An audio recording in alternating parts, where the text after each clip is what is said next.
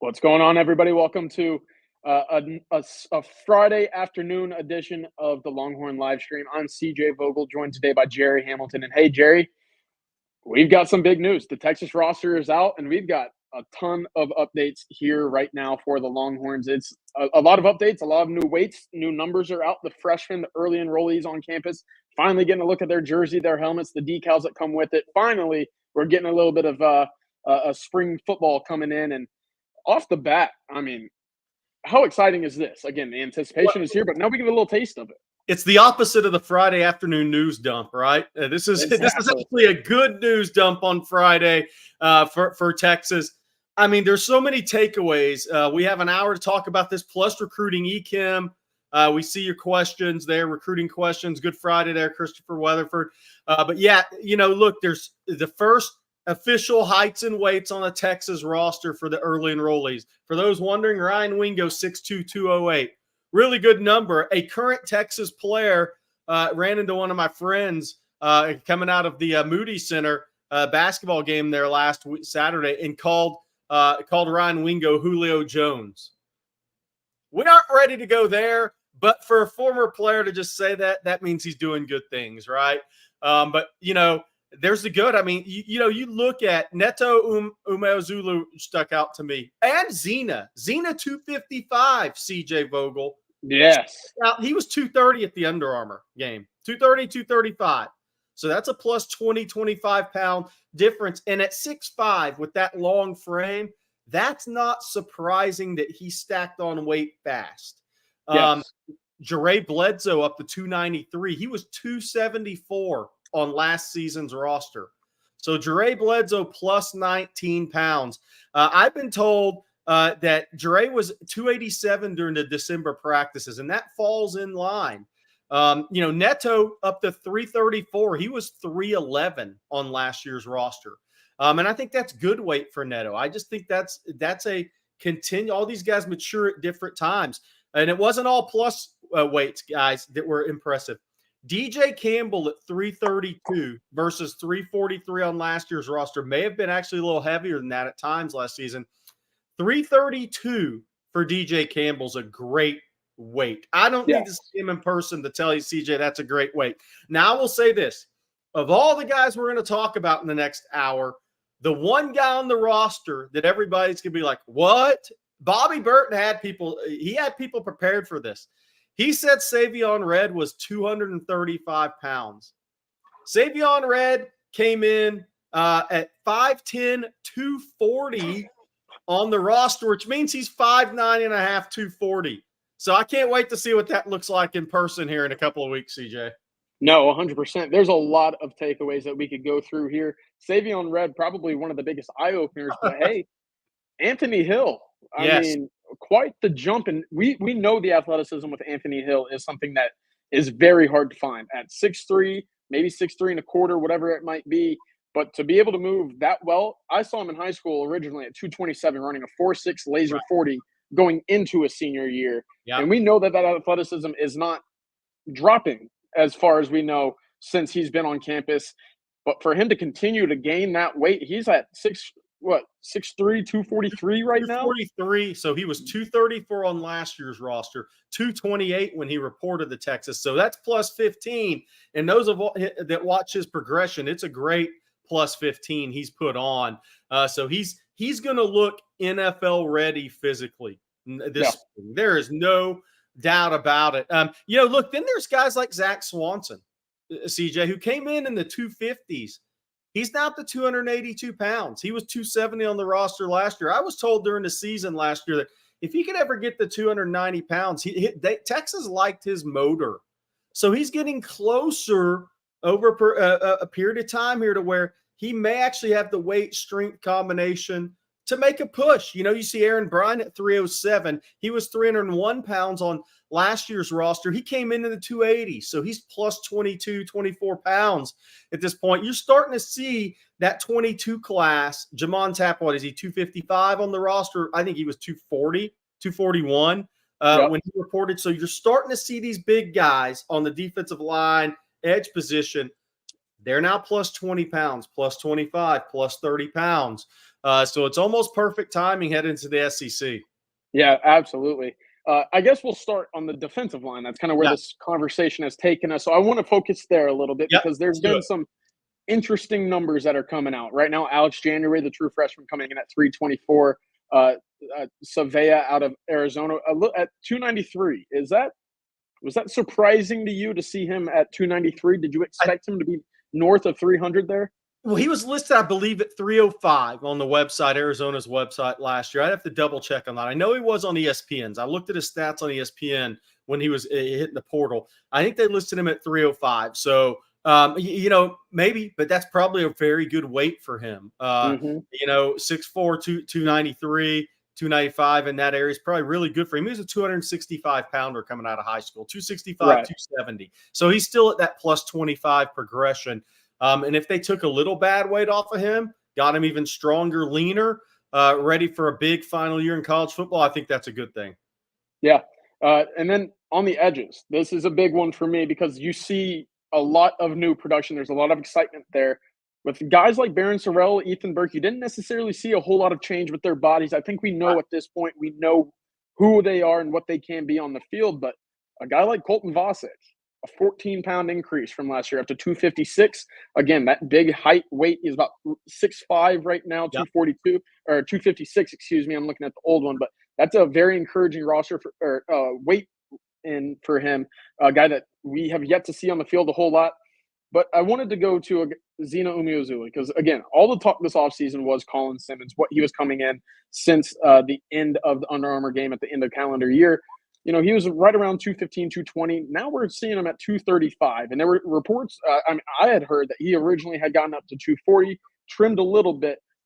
But regardless, looks tremendous in workouts and has not hindered any of that athletic movement that he came into college with.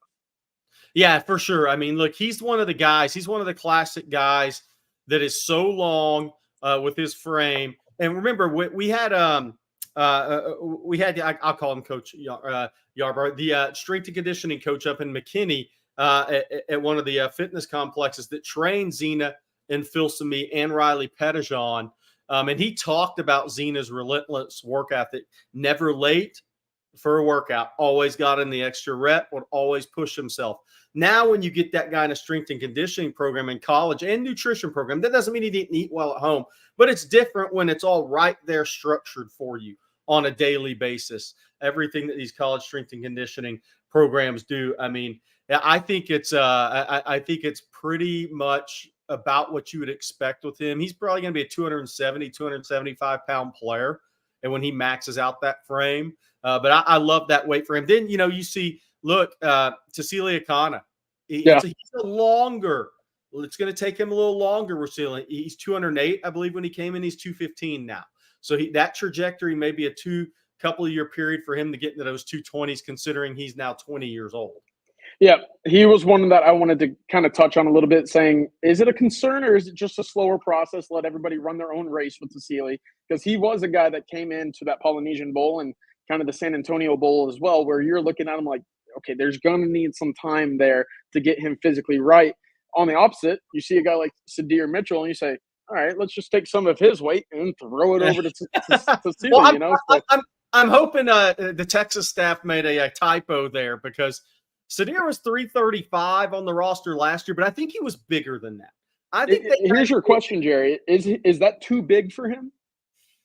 I need to see him in person here when we have the media open windows to see what that looks like.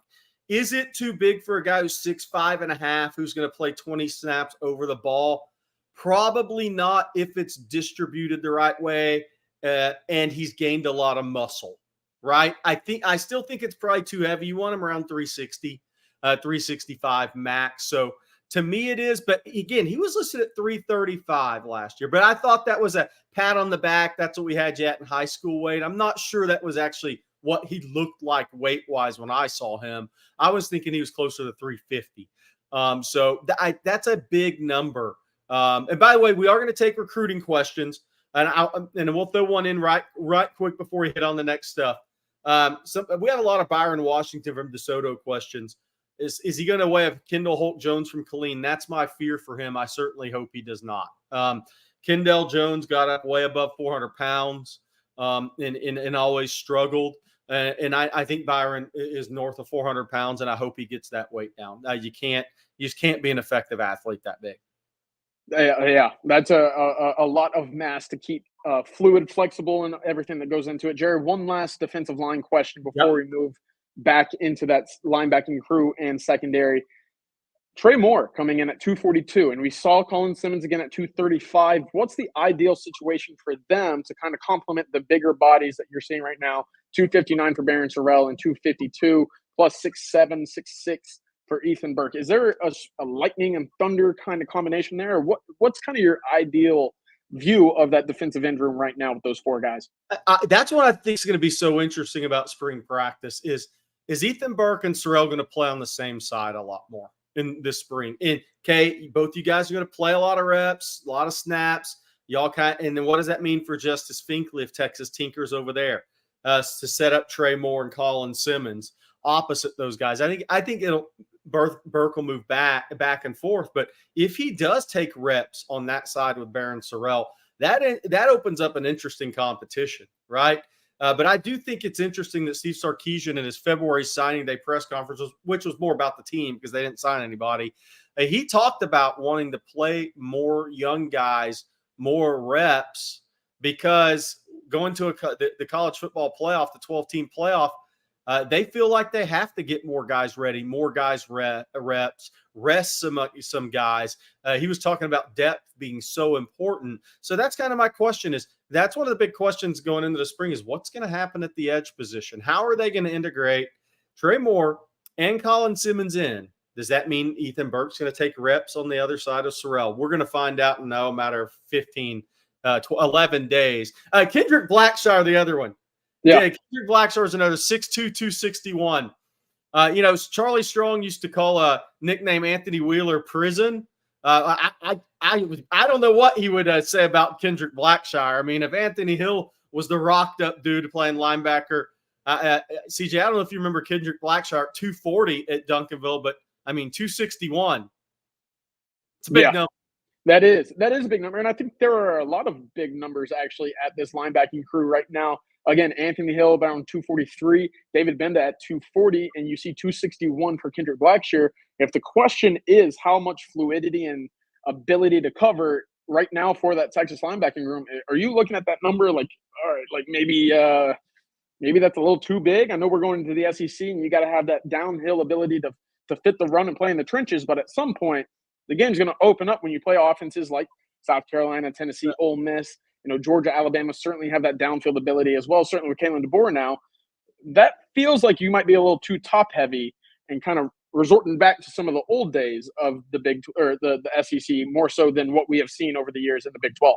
I think that's why Texas took Kendrick Blackshire, to have that element when they need it. When they go up and play Michigan, even though Michigan lost 6 offensive linemen to the NFL draft and combine, Michigan's going to come right at you. They're going to have a first-year starting quarterback in game 2. They're going to try to run the ball at you.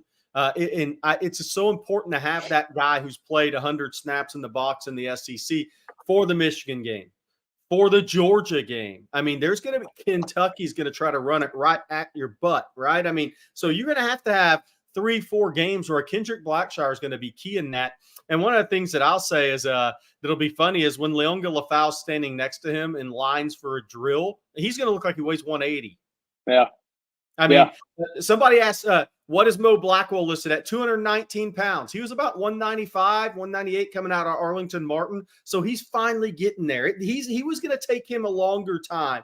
I think Ty Anthony Smith, who's listed at 197, will get there a lot quicker than Mo Blackwell, but it does take some of those longer arm, leaner guys more time to pack on that way. Yeah, I was going to bring up Mo Blackwell at that same spot at 219. I feel like pretty solid, kind of hybrid flex tight end to bridge the secondary, obviously, and into the run game. He had a great back half of the year in 2023. A guy that was interesting to me was Leonga Lafau, who actually dropped about 10 pounds from 227, 228 to under 220. He was a guy to me, Jerry, that I thought around 325, you could certainly see him as a plug-and-play immediately option in the SEC. At under 220, maybe it's a bit of a question mark. We'll have to see how it goes this spring. But again, I think he is probably the best guy that you'll see alongside Blackwell and Anthony Hill when it comes to dropping back in coverage, reading patterns in the quarterback's eyes. So for him, getting onto the field and understanding what that correct weight is, would you like to see him get back up to where he is, or do you like where he is, kind of a leaner, kind of slimmed down version of what he was a year ago? Yeah, I think that as long as he's gaining strength, I think is the key there, right? I mean, he's got long arms for his height, and he's got that natural ability to drop in coverage. So that's the key. Is he if he's stronger 218, I'm good with it, right? Yeah. Down the line for him, it might be a little different. He may need to get up to 230, but I think he can definitely play effectively. Hey, before we go any farther, I need to take a second for our sponsor of today's show, and that's Andy Ludicky at myperfectfranchise.net. Thank you very much to Andy Ludicky for being the sponsor of the Friday Longhorn Livestream. Are you looking to diversify? You may be someone like Bobby Burton that has their hands in multiple businesses. Well, Andy can help you diversify by finding you businesses that will fit your time allotment and financial goals. Call him or email him to learn more. He's got a really cool process. Bobby did it himself. He can tell you all about it. Andy at myperfectfranchise.net. Stuck in the corporate rat race with 2 weeks PTO and no control over the money you make or your schedule in general? Call Andy. He will take you through a process to help find you a business that will fit your skill sets and financial goals. Franchise ownership isn't for everyone, but if you have the desire to take control of your own destiny, call Andy or email him at andy@myperfectfranchise.net. Perfect. Yeah. Thank you, Andy, and thank you everybody else for checking in to the Friday afternoon Longhorn Livestream. I had a recruiting question I wanted to get to real quick, CJ. Max Moeller, I think, asked about John Mills. He called him Big John Mills. San Francisco St. Ignatius. Love John Mills. I saw him in person. I was actually ran into him at the airport before the big junior day. So that was January 19th before that January 20 junior day. He is all a 6'5.5", 325. Broad-shouldered kid, big frame. This is all you need to know about John Mills. Asking if he's underrated. I do believe he's underrated nationally. On TexasFootball.com, we have him as a 4-star prospect and plan to keep him that way.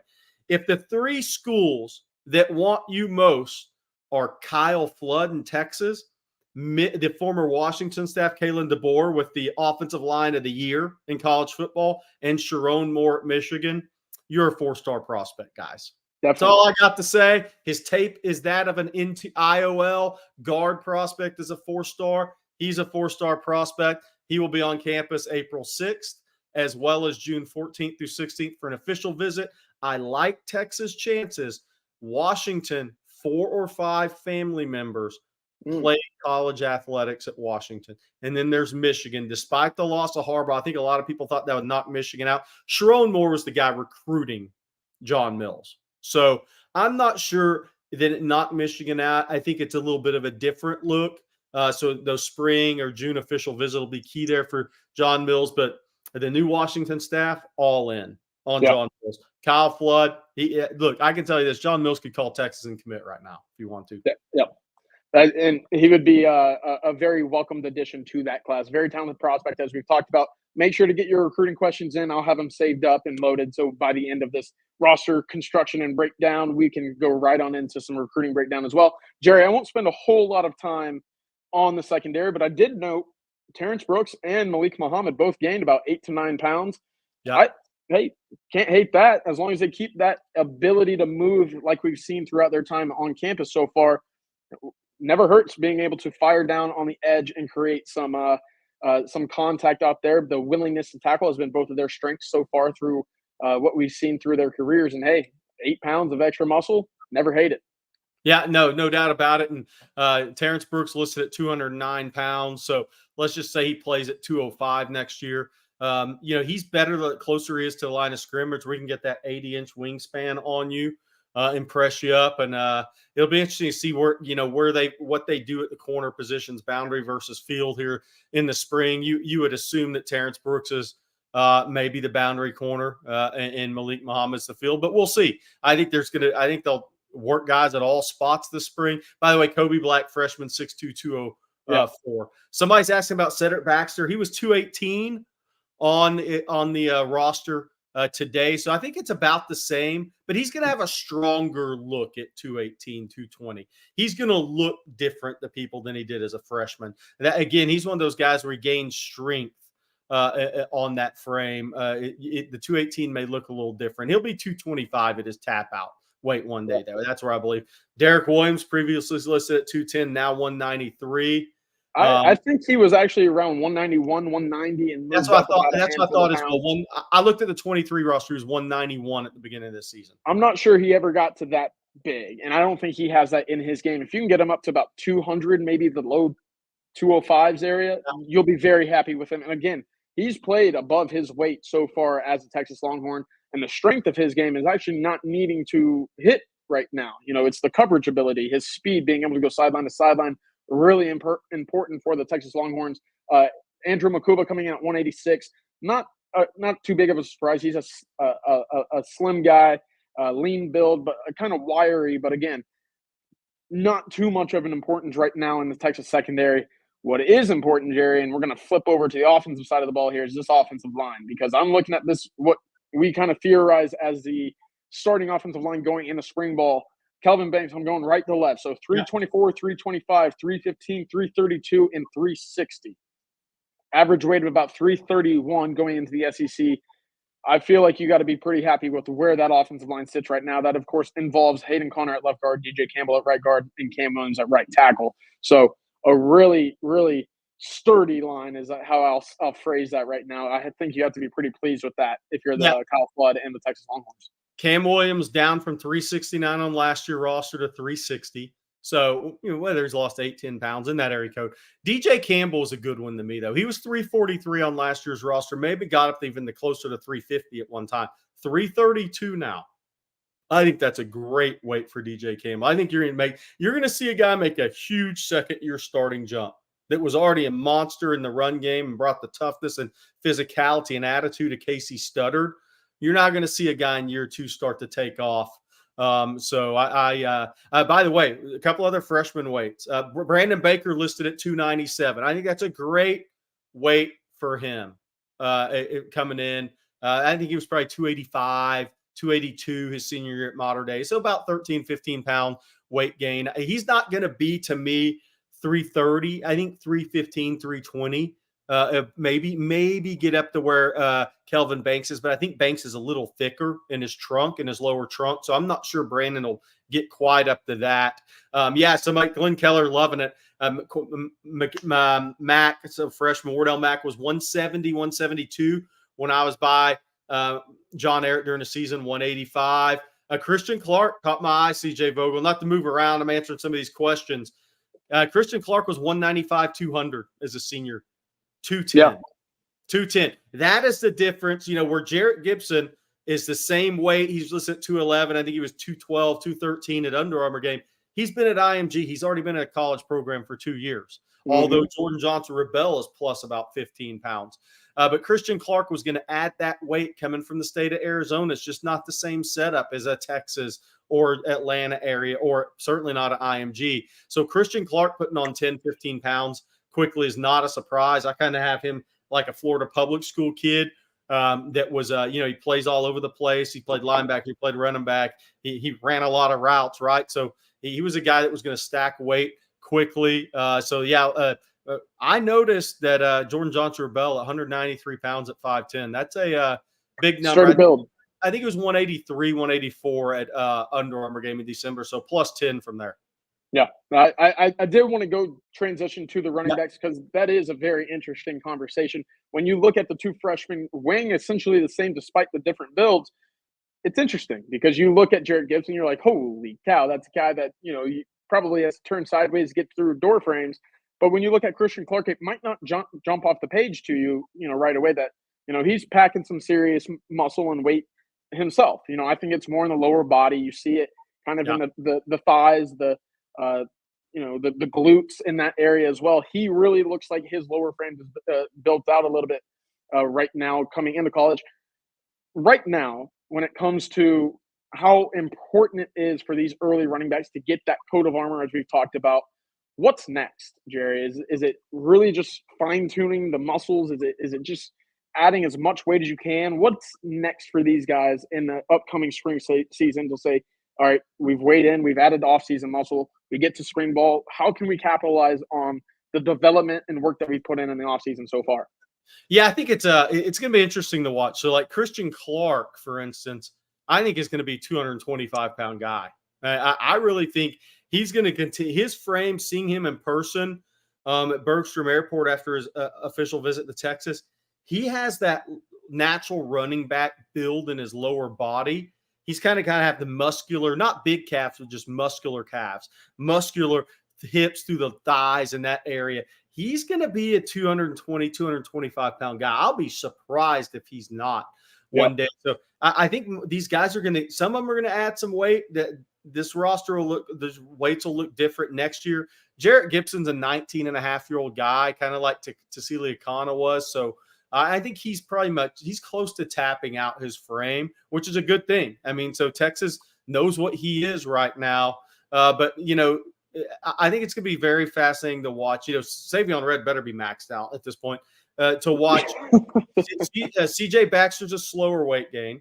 Christian Clark's going to be your next big weight gain at running back. Trey Wiseman, that slim build, that wiry, almost cross safety wide receiver running back build.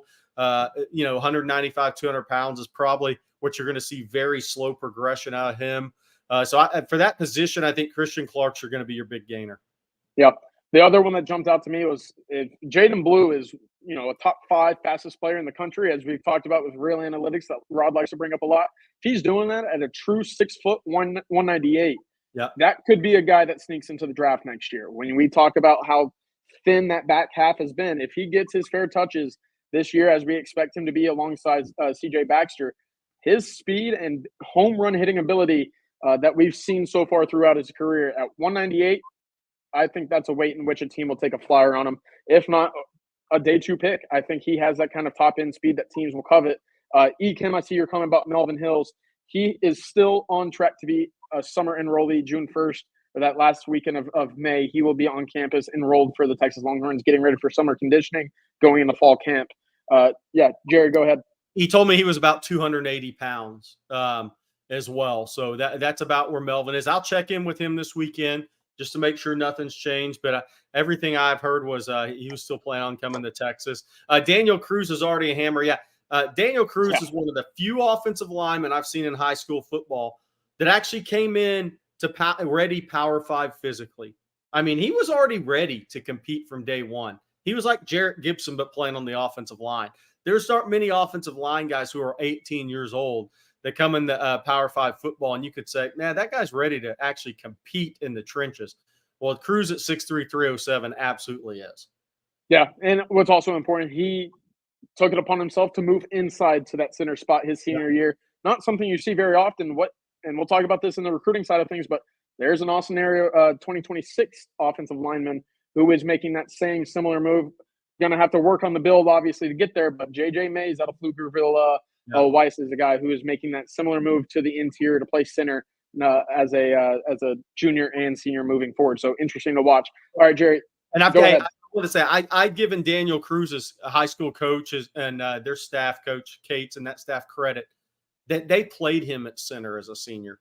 That was a very unselfish move by a high school coaching staff that wanted to put their player in the best chance to develop and be ready to go compete at the college level. That doesn't happen a lot. Most of the times they just keep their guy at left tackle or right tackle because that is the best place for them to win Friday night games. But a lesson in that, they still won 12 games, I think, last year and made it the second or third round of the playoffs.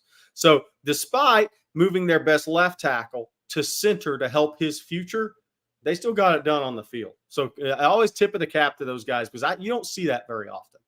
No, I'm right there with you. But to that point, these guys got to block for somebody, don't they? And it's time to talk about the quarterbacks because we've seen some conversation on Twitter. Obviously, when it comes to Quinn Ewers, Arch Manning, and now Trey Owens, that conversation is going to be amplified regardless of what is in the news. Quinn Ewers, back up above 200 pounds, right at 205, a 10-pound increase from what we saw in the fall. Jerry, is that good weight? It's good weight. It's very good weight. I spoke with somebody multiple times here in the last few weeks that told me Quinn shed the bad weight, right? He's began that process as a 6'2 and a quarter, 6'2 and a half guy, whatever he actually is without shoes on. And he began that process and dropped the weight. And I was told multiple times, you're going to see him end up about 210 at the start of the season. And it's going to be weight behind the neck and on the shoulders. And this is the next part of the process for him. So I think it's going to be very good weight. He's not going to look all cut up and stuff, right? But he's going to look like a stronger athlete playing the quarterback position. Now, he may not if he's standing next to Arch Manning, who's 6'4", 220, and you will look small next to Trey Owens, who's 6'5", 235, right? But Quinn's put on 10, will be 15 really good pounds by the start of the season. I think he's headed in the correct direction there when looking at the way the NFL is going to evaluate him. Yeah, especially after a year last year where we saw, maybe some of the weight loss might not have been what you wanted to see at the time. Texas tried to go under center at times to get the QB sneak, kind of QB push there, and at a $198, $197, whatever he was last year, that's a tough thing to move a pile when you don't have that leg strength right now. Getting up to about 205, 208, 210 into that range, now you start pushing people a little bit further. Again, adding some armor. We talk about with CJ Baxter, but for Quinn Ewers, a guy who's missed games in each year that he started here at Texas, nothing more important than keeping him on the field and making sure he's got that fresh palette of armor on him moving into the SEC. But hey, Arch Manning, we got to talk about it. 6'4", 220. Really impressive build. Again, kind of that prototypical frame that you talk about as a quarterback. What if you were to build a quarterback who was a sophomore in college right now? I'd have to imagine 6'4", 220 is probably right around the measurables that you'd want to have them at. No question. I mean, when the NFL scouts roll through, they're going to say that's what guys are supposed to look like because it's a strong looking 220 as well. And, the best compliment I can give Arch for a guy who hasn't played a lot of football, and I have a ton of faith that he's going to be a big time player. I trust my eyes on this one in the evaluation in high school of Arch. Is a college coach called him slick. And that means you can move better than people will ever give you credit for. That's what that means. That means when a D lineman, D end is kind of chasing you, you have that slick athleticism about you that kind of sneaks up on people. And when you're 6'4", 220 and have that, that's a very good thing playing quarterback. And yes, UT boy, UT is loaded. That was one of my big takeaways. This is what a roster of 3 straight top 5 classes and being a blue blood in the portal and deep sea fishing looks like. I mean, This is what it should look like at the University of Texas and what it will look like. And Rick Ambergi has a question. Over under Texas getting 0.5 DTs in the spring portal window. Easiest over I've ever taken. Over. Hey, speaking of which, this was pointed out to me by a friend earlier today. There's no number 99 on this roster. You think Texas might be saving that number for somebody in the portal right now? I got my tin hat on. I like doing this every now and then. But that's a big number. Teams very rarely do not have a big number 99 unless it's retired. It could be something to monitor right there. You guys that are bored in the chat, name that top number 99 in college football you like. Yeah, y'all go ahead. Find them. Jordan Washington we need to mention. I wanted to mention Jordan Washington, okay? He was, when he committed to Texas, probably 212, 214. Yep. He was 224 to 226. When I went to see him before his senior season, he's 240 listed. And that's not surprising to me because he's off the basketball court. No AAU basketball in a college strength and conditioning program. Watch out for Jordan Washington long-term, guys. I know with the talk is always moving ahead to the next recruiting class, and Texas will take 2 tight ends in 25. Don't forget about Jordan Washington. He's got a chance. David Keith Williams. Yep. What do you think the chances are DJ Campbell and Cam Williams have good enough 24 seasons they turn pro?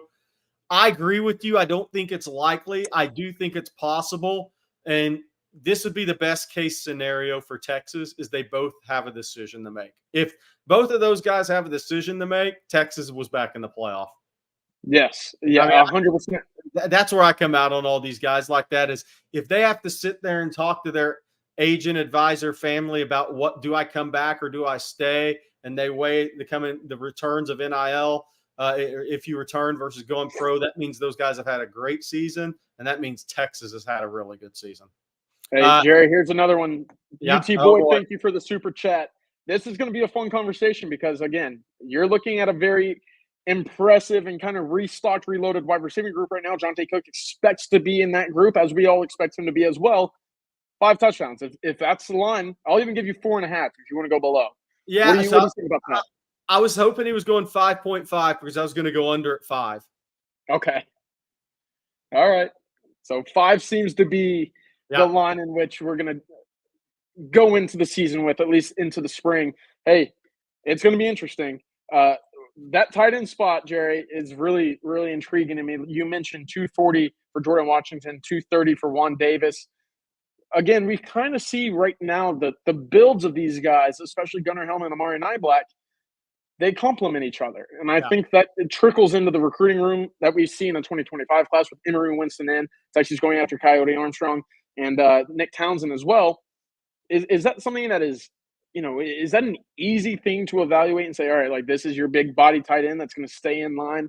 That's a guy that I think I can stretch the field with? When it comes to evaluating these guys, how often is it, or I guess how easy is it to determine that? And also for Texas, is that going to be the continued trend that you see when it comes to recruiting the tight end spot? I think it will be. Look, I think that's what makes Coyote Armstrong such an intriguing prospect. In the SEC, that's why A&M and Texas like Coyote Armstrong, is what he can provide as a big body tight end that's not just an inline blocking threat, but he is an athletic guy at that size. So I think Texas definitely wants that element. Spencer Shannon up 10 pounds, about 251, by the way. And his progression here the next year is going to be big. But yeah, I think Texas is always, at least every other class, is going to be looking for one of those big body guys that can be that inline blocker that's also receiving threat. The last thing you want, I think, is just to take an inline blocker. I don't think that makes a lot of sense, especially not when you have Malik Agbo for 3 more years, right? Right. He stays at Texas that long. So I think the pass-catching vertical threat, seam threat is always going to be number one in Sark's offense because we call it floor spacing in basketball. I call it field spacing in football now. Instead of the term stretch the field, just field spacing. How can you make guys cover boundary to boundary and vertically? And the best way to do that is if you have an athletic tight end, they go with speed at wide receiver. By the way, a couple of questions about a crystal ball, 24/7 sports crystal ball pick for Jamie French to Ohio State. I mean, look, I think Ohio State, Florida State, Texas, and Miami. I mean, it's a battle for Jamie French. But the thing with Texas is I'm not chalking it up yet. I'm not sitting here saying Ohio State's not going to be in a good spot because, look, Ohio State wide receiver recruiting in the Deep South and Florida, they've done very well. They have a great resume.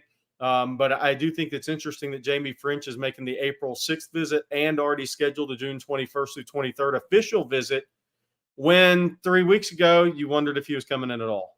Yeah, I kind of likened it to the Ryan Williams recruitment from a year ago. The difference there is the trips to campus. Ryan Williams never made it in, and when he was expected to, canceled it and flipped back to Alabama. So this is a little bit different and more of a shot, obviously, with the 2 trips scheduled and locked in at the moment. Jerry, I wanted to take a I want to add something else on French. So people always ask for comparison. I'm going to throw one out that could get me in hot water, but I'm always here for it. So if you watch Jamie French's tape and you go back and watch A.D. Mitchell and you go in high school and you go back and watch C.D. Lamb in high school, I think Jamie French is the middle. I think he's the guy in between A.D. Mitchell and C.D. Lamb. And I mean that in this way. I think Jamie French is better after the catch than A.D. Mitchell. I think he's got a little more stop-start, herky-jerky, bounce, COD left, right. So I think he's in between A.D. Mitchell and C.D. Lamb in those movements. I think C.D. Lamb is electric with the ball in his hands, punt returner, all that. I think Jamie French is right in between those two guys, ball in hand after the catch. That's a very good place for a wide receiver to be. Yeah, tough to not like where that comparison is headed. Jerry, real quick, I just wanted to go over the heaviest and lightest players on the roster just for a nice little talking point. We'll start with the heaviest because it's fun to talk about the big fellas. Connor Stroh, Sadir Mitchell, both at 372. You don't see guys over 370 all too often. Again, Texas is liking the big fellas on either side of the ball now. That trend is going to be continued on. Peyton Kirkland, who was dealing with the knee injury last year, is up to 366. We'd like him to be down around 350, I think, is where you'd like to see Peyton Kirkland eventually get to. That's going to take some time, especially, again, coming off of that knee injury. Cam Williams at 360 and Andre Kojo at 350. So big boys on the offensive line, really, really racking up the numbers there. And you can imagine they're pushing some serious weight in the weight room in the offseason as well. To the lighter side, this is always the fun one, because last year was always Xavier Worthy at top of the list. You're thinking, well, how's the guy 163 expect to make it to the NFL? Well, we just saw it with the 4.21 weighing at 165 at the combine. Aaron Butler is taking that crown right now, 168. Freddie Dubose at 174. The freshman wide receivers, we've talked about it a little bit. Sarkisian really likes that slim, sleek mold at the wide receiving spot, in which he knows that they can run and really get going. You see it a little bit more with Parker Livingstone at 6'4", 191. Staff wants him up to 200, but hey, that same kind of build, just a little bit longer and taller. Gavin Holmes at 178. Isaiah Bond, again, 180. So that wide receiving room, you see it. Really sleek, really slim, really slender. Matthew Golden, 195. And for those that haven't seen Matthew Golden, he has that almost running back build in his thighs and hips. That's why he's a good kickoff returner, because guys bounce off of him. They kind of glance off of him in the kickoff return game, and he's strong enough to break those tackles inside that wedge and then bust free to the sidelines. But yeah, to your point, I mean, I think Aaron Butler has a great wide receiver build, or corner, but let's say wide receiver, because he's playing wide receiver. I think he's got good arm length. He's got that sleek, almost South Florida wide receiver build that I've watched for so many years doing this job nationally. I'm a big fan of Aaron Butler's ability to stop, start, change of direction. I think he's got a chance to be really, really good. Bear Alexander wears 99, but that ain't happening at Texas. No. That would be at USC, unless Texas comes up with a 35-floor high-rise looking over the Pacific Ocean. Here's a fun one, and you're absolutely right about that. Anyways, Quinn Ewers, all these sleek, slim, fast wide receivers. Is he cracking 4,000 passing yards with them this year? If Texas plays 15 games, maybe, but not in a 12-game schedule. I don't see it in a 12-game regular season schedule. The running clock on first downs takes away almost a possession a game. If it takes away 4.5 plays for you offensively, I mean, you just add up those numbers over the course of a year, and you're talking about a difference of a couple hundred yards, 150 passing yards. I mean, and Texas is going to have the inside zone run game, right? They're going to pass to set up the run. They want to close games, tight games with the run. I don't really think so. I think, to me, 5-to-1 TD INT ratio is what I'm looking for. I don't expect some 75 or 76% completions either on Quinn. It's too much of a downfield passing game. This is not dink and dunk, get it out quick and just move the chains offense, right? Tua Tagovailoa had 4 first-round picks at wide receiver, completed 69 and 71% of his passes at Alabama, with as good a receiver core as you'll ever see other than the Miami Hurricanes. Yep. So that's perspective for completion percentage. Yeah, definitely. I did want to bring up this question as well. If Quinn's not going to throw the ball for 4,000 yards, can we expect to see him running a little bit more? But I think this is more of a twofold question, because we saw year one, he didn't leave the pocket too much. Then he lost a lot of weight, a little sleek, a little slimmer now. He did run a little bit more, but to that issue, he ran into the injury bug again. Yeah. Now that he's added that weight and armor back to his frame, what do we think about Quinn continuing to grow that part of his game, running the ball? Yeah, I think the less the better, right? You want him, and you want the running backs doing the damage, and you want Quinn in the pocket. You want him well protected. If Quinn's running the ball more next year, that means offensive line is struggling in pass pro. Sark's not going to QB design run game in his offense. If he did, Arch Manning wouldn't have signed with Texas. That's just, okay, bottom line. So if Quinn's on the move more next year, that means teams are having success getting them. That's the way I look at Texas and Quinn and the quarterback position running the football under Steve Sarkisian. That is not the goal. That is not the plan. Yeah. Now, and Jerry, I wanted to take a little bit of a step back. And as we talked about these early enrollees, you know, the conversation about where they fit in the depth chart certainly is now at the forefront of our conversations here on TexasFootball.com and everywhere else. You know, how quickly can we expect to see a lot of these guys crack that 2 deep, that starting rotation? Is that discussed, you know, before these kids commit? Do the coaches, when they recruit them, say, hey, like, if you come to Texas, you could start right away. When you come to Texas, you got to work your way onto the roster. How does that change from a recruit to recruit? And, you know, is there a common, you know, I guess, misconception that goes into that side of the recruiting side? Yeah, I think early on in Sark's tenure, absolutely. But you know, you had a 5-7 team, and Kelvin Banks needs to know he's needed to come in and play a lot. So I think it's a little different now. So you take, for instance, a Brandon Baker. Okay, Cam Williams, first year starter at right tackle, right? Kelvin Banks is left tackle. Trevor Gooseby, a talented kid behind him. But that backup right tackle spot going in the spring is wide open. And you're a play away if you win that job, right? So I don't think Texas staff, they're not in the position they are in, got in by promising anything like that. But I think they present it like it's more this when you have success like Texas had, it's more the message is more of if you come in and you handle your business and you're as good as we think you can be, then there's a chance that this backup boundary safety position, this backup right tackle position, this number 2 outside receiver position is one you can win, and that will get you on the field. I think that's more the message. But I also think, you know, one of the things that's so one of my takeaways from January high school visits was I had a prospect tell me he asked Texas about NIL. And this was when the coaches could come out and actually sit down and have a 30, 40 hour conversation with guys. Now it's essentially an in-home visit at the school before kids ever take official visits. And Sarkisian's message to this player was, I want you to fall in love with the idea of being a Texas Longhorn, and then the rest will take care of itself. And I think that's really where Texas is at. I think if the first thing a kid asks about is NIL, that's probably a turnoff for Sark right now. The second thing is, if you want a guarantee, I'm not sure that's where this program is right now. I'm not sure that's the way it's being built. I think, but again, when you win, it helps that process. It helps that messaging. When you have 9 or 10 guys drafted, it's going to help your messaging of process, right? It's process oriented. Nick Saban, I think Alabama fans got sick of hearing process for 15 years, but boy, was the process great. Yeah, and you know who really helps? I'm not a betting man, but I'll bet you a Terry Black's hat on something. Who knows?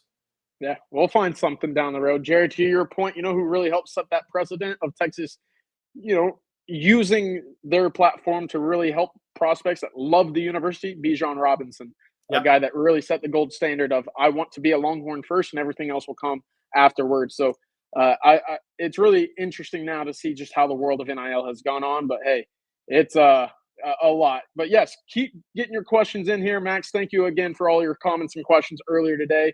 We'll go about 10 more minutes here on this Friday afternoon. Hopefully some of y'all are getting some work done. I sure have not been this morning. I'm actually in New Orleans right now, the scene of the crime from New Orleans, from the New Year's Eve, unfortunately, on a bachelor party out here. But hey, roster's released. We got to hit the road and get some updates going on. I did not shoot very well, if anybody was wondering. Not great. Did have a great drive, 350. We marked it. Promise. Nice. Promise. But we'll go to Ekin, and this was asked earlier. Is DeSoto? No. Quick no. Yeah, quick no for me because, look, I think Keelan Russell, Dottam as he calls himself, Russell, at quarterback, the best passing quarterback, I believe Duncanville or DeSoto's had in a long time. I think he's that talented of a prospect. I saw him last spring in person. I'd seen him before in games, but last spring really caught my attention, watching him manage a spring football practice with all the college offensive coordinators and coaches watching him. There was about 5 Power 5 OCs there watching him. I like the command that kid has. And I know DeSoto beat them on the field this year, but I think Duncanville has so much talent right now. And it's a bad year to be betting on DeSoto overtaking Duncanville because Duncanville now has that bad taste from getting their butt kicked out of their mouth next year. And DeCorian Moore, Russell throwing the DeCorian Moore, and they have the young, super fast receivers, the smaller slot receivers around them. The one thing DeSoto can do is rush the passer, though. So it's going to be an interesting matchup again. I do think Duncanville has maybe double the higher level Division I prospects in their program, and that's taking nothing away from Duncanville. Duncanville is very talented, but DeSoto is very talented, but I think Duncanville has 30, 35 D1 guys in their program again, freshman to senior class. I mean, it's a factory. Yeah, it's going to be fun seeing, obviously that rivalry continue in the high school ranks, but also at Texas where you have a Cameron Williams, Alex January, a Colin Simmons from Duncanville. Kendrick Blackshire now. Yeah, he's added to the mix as well, plus Jonte Cook and Trey Weisner from DeSoto. It's a really, really fun group of guys, really talented from that area, and those guys all know each other. They all grew up in the same area. Jerry, I wanted to actually extend from this question. Is there another program that you can look at in the state of Texas in the high school ranks who's kind of creeping up on the DeSotos and the Duncanvilles in terms of consistent, continual, high-level Division I production? As a school, like I know North Shore has always had that top-end talent, but maybe a Shadow Creek, are they kind of – is the difference the trenches there? What do you think? Yeah, so Rick Ambergi stole my answer. It's North Crowley's the next one for me. Yeah. North Shore is not as individually talented as they used to be. They had a run from late in the David Amon years through some of those John K. mid-year teams where they were as talented as anybody in Texas. But there's been that shift in DFW. And North Crowley is situated in such a great area because they're outside of Cedar Hill, Duncanville, DeSoto. They're not in Lancaster and South Oak Cliff. They're not in that battle for all those kids. And I call it battle. Let's be real. North Crowley's out there on their own, south of Fort Worth. And they're building unbelievable new facilities there. And they probably have 15, 18 future Division I guys in that program. And John Turntine, who, by the way, says he'll be at Texas April 6th or 13th. We'll lean to the 13th right now. But they may have one of the best. They may have a top 5 kid in the country in the 26 class. I think Turntine's that good, but they just got to move in a 4-star corner move in that was originally from Terrell, but was down in South Georgia in the Atlanta area for a year. So, we'll see on that. But they have so much young talent, defensive line, offensive line, linebackers with Cunningham. The quarterback that's going to be a slot receiver, Jimerson, going to TCU, is an absolute stud of a player, I believe. So North Crowley's been one on the come. Yeah. CJ, about time to take a second for Andy Ludicky again. Our sponsor of the Longhorn Livestream. Are you looking to diversify? You may be someone like Bobby Burton that has their hands in multiple businesses. Well, Andy can help you diversify by finding you businesses that will fit your time allotment and financial goals. Call him or email him to learn more. He's got a really cool process. Bobby did it himself. He can tell you about it. Andy at myperfectfranchise.net. Are you stuck in the corporate rat race with 2 weeks PTO and no control over the money you can make or your schedule in general? Call Andy. He will help. He will take you through a process to help find a business that will fit your skill sets and financial goals. Franchise ownership isn't for everyone, but if you have a desire to take control of your destiny, call Andy or email him at andy@myperfectfranchise.net. Thank you very much to Andy Ludicky. Yes, thank you, Andy. And again, thank you to all you guys checking in, almost 300 of us tuning in on a Friday afternoon. Again, it doesn't look like a whole lot of work is getting done, but that's all right. The weekend's right around the corner. CJ, question I wanted to bring up. After this, thank you very much, Edmund Lee. Yeah, really much appreciate that. Go ahead, Jerry. Rick Ambergi asks, who will Kenny Baker's first big commit go? I'm going Mac Brown on this one. When Mac Brown got Ricky Williams to stick around for his senior season, that was his first big commit. If Brandon Brown stays in the boat, that is Kenny Baker's first big commit, because the reality is while Brandon Baker committed to Texas December 19th, I believe was the date, he's never met Kenny Baker because Kenny Baker was hired coming from the NFL, got through the compliance process with the NCAA in Texas. So you can go out on the road and recruit. You're not just hired and walk out on the road. It doesn't work that way.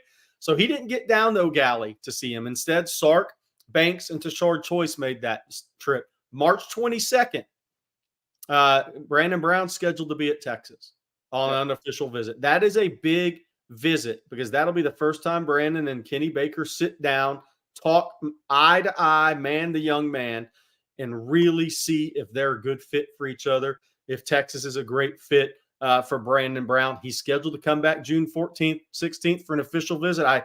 You guys know I think he's a 5-star talent defensive tackle position. So keeping him in the class will be the first big commitment for Kenny Baker. Yeah, and it's worth noting that he's the only defensive lineman so far to schedule his official visit for the Longhorns in that month of June. There are some guys coming in that April 6th and April 20th weekend as well. But hey, until we really start seeing which guys are locking in official visits early, we're going to have to continue this kind of waiting game of seeing just where Kenny Baker is prioritizing his board, because it's still a fluid spot right now. We have a good idea. Ethan Utley is a guy that Texas has locked in on the edge. That interior spot is, again, in that working out process at the moment. So a lot going on. Eyes on Texas. He said, Jerry's tripled down on this DT. I'm going to look at his huddle after this. Or you can go watch this morning's Coffee and Football, because I had Blake put on Brandon Brown's huddle so Coach Bob Shipley could watch it live when we were doing it. He compared him to Malcolm Brown from Brown. Ooh. I thought that was a good one for Brandon Brown. I think he's that level talent. Yeah. That's a really impressive. But that's as comparison. fun of a huddle watch as you'll ever have on a defensive tackle. Eyes on Texas. Worth your time, especially at the 2-minute mark. We'll stick on the defensive line, Jerry, and Rick has a great question. If Brandon Brown is 1A and Zion Williams is 1B, where else on this pecking order do you see some of these top interior defensive linemen going? Yeah, Zion Williams will be in June 21st through 23rd for an official visit. He's at LSU this weekend. It will be back at LSU for an official. He'll also officially visit A&M and TCU. TCU's actually scheduled for May 3rd through 5th. Ethan Utley's interesting because he's a long-term 5-3 guy, 5 technique, 3 technique guy out of Nashville area. He's committing March 28th, I believe, CJ, is the date. People expect it to be Tennessee over Texas. I can tell you before Bo Davis left and being in contact with some people close to that recruitment for Utley, Texas was right there with Tennessee. I'm not sure Texas didn't have a lead at that point in time. He's scheduled to visit both in June after he makes his announcement on March 28th. We'll see what happens, but Ethan Utley's a very good player. I think after that, the spring evaluation period is going to be big. Derry Norris, a guy that was just offered out of Port Orange in the Orlando area. I believe that's a little northeast of Orlando, Spruce Creek High School. He's a guy who's 6'3.5", 270 that runs the 100 meters. And he runs in the 4x1 and he throws to shot put. He was offered March 5th. Myron Charles out of Port Charlotte says he's going to visit. I think it's a longer shot. I think Florida State, Florida, Miami definitely have the inroad there. But there's 3 offers out to Florida guys right now. And I love all of them, by the way. I think they're all tremendous prospects. So, and then there's Josiah Sharma, CJ, which I think he's as talented. Outside of Brandon Brown, he may be the second most talented guy Texas is recruiting on the defensive line. And I know Texas and him are still in contact. No official visit date has come out yet. Kim asked about Dylan Battle and Floyd Guidry. I talked to Dylan Battle Thursday afternoon. What's today? Friday. Yeah, Thursday afternoon. He said he talked with Kenny Baker this week, but I'm not sure there's been a push for an official visit yet there. Something interesting to watch. Floyd Guidry and Texas remain in contact. I'm not sure, if they're ahead of a Malik Autry that was just offered a long shot but committed to Auburn. Josiah Sharma, some of those guys from out of state that have been offered most recently. I think they're a little bit bigger bodied guys than Floyd Guidry. I think it's a tremendous talent, by the way. I think Floyd Guidry's a talent. He's explosive, long arms at 6'1.5", 285. I think he's also at LSU this weekend with John Williams, Dylan Battle, and Tyler Thomas, the offensive lineman from Dickinson, and Jonah Williams from Galveston Ball, who we broke that news that Jonah Williams will visit Texas April 6th and again in June. For those thinking it was just over, he's going to Oklahoma. I think Sark and Gideon are putting up a little bit of a battle. Definitely. A lot still to be figured out on that defensive line. A lot of interesting, talented names, obviously, in this mix. We'll see how it all breaks down later this month going into April and obviously the June officials. But, Jerry, we'll have all these updates as they come live on ontexasfootball.com. So if you want to stay up to date on Coffee and Football Monday through Friday, 8 a.m. and as well on Texas Football superlatives.com. We will have all those updates there as well. So we're coming up on that time now where the weekend's coming up, the weekday is closing, and this Longhorn live stream is coming to an end here. Jerry, any final takeaways from the roster, the recruiting, anything that's top of your mind right now? My number one thing with the roster is it looks like a roster that's ready to compete again, to be in a college football playoff.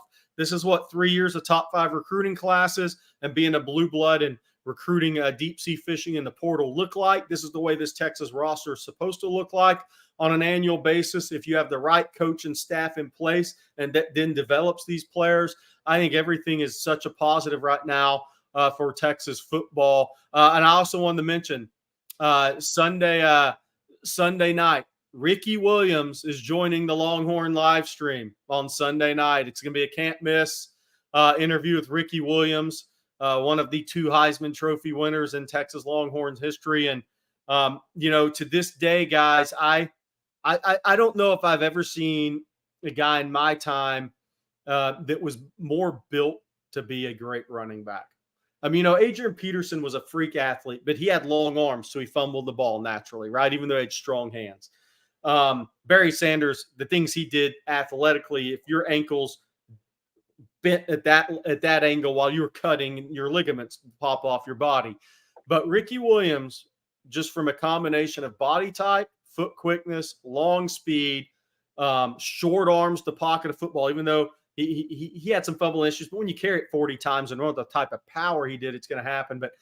But he had such good hands out of the backfield. He was such a good pass pro guy. But I'm not sure I've ever seen a guy that was built to play running back any better than Ricky Williams. And I cannot wait to talk with Ricky Williams about growing up San Diego, University of Texas, NFL. The one question I have for Ricky Williams, because he was a guy who dished out as much contact as he took, was he ever hit by somebody so hard that he had to do a double take and say, who the hell was that?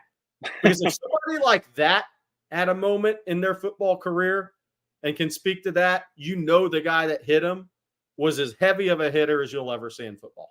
That's a great question. I'll be really looking forward to that answer, as should all y'all. Again, Sunday live stream, 7 p.m. should be a good one. But until then, all these updates, everything coming in, breaking news, breaking recruiting visits, everything will be on ontexasfootball.com.